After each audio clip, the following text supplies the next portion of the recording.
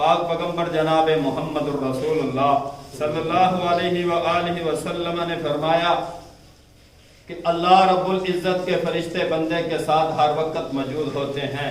میں اور آپ مسجد میں موجود ہیں، ابھی بھی میرے اور آپ کے کندھوں پہ دو فرشتے نصب ہیں، کرامن کاتبین یعلمون ما تفعلون. وہ عزت والے لکھتے جا رہے ہیں، وہ اپنا کام کر رہے ہیں. ما یلفظ من قول الا لدیہ رقیب عتید. انسان اپنی زبان سے بات کیا پاتا ہے وہ فوراً لکھ لیتے ہیں.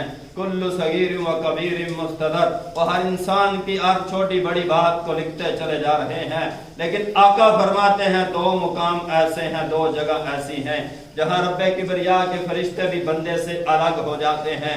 پاک پیغمبر جناب محمد الرسول اللہ صلی اللہ علیہ وآلہ وسلم سے پوچھا گیا اللہ کے نبی وہ دو مقام کون سے ہیں جب فرشتے بھی بندے سے الگ ہو جاتے ہیں؟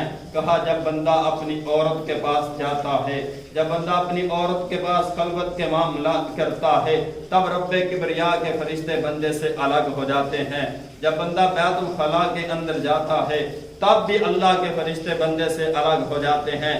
آقا کیا وجہ ہے ان دو جگہ پہ اللہ کے فرشتے بندے سے کیوں الگ ہو جاتے ہیں؟ کہا کائنات کا رب خود بھی حیا والا ہے، اللہ کے بھیجے ہوئے نبی بھی حیا والے ہیں، اور کائنات کے رب کے پیدا کردہ فرشتے بھی حیا والے ہیں.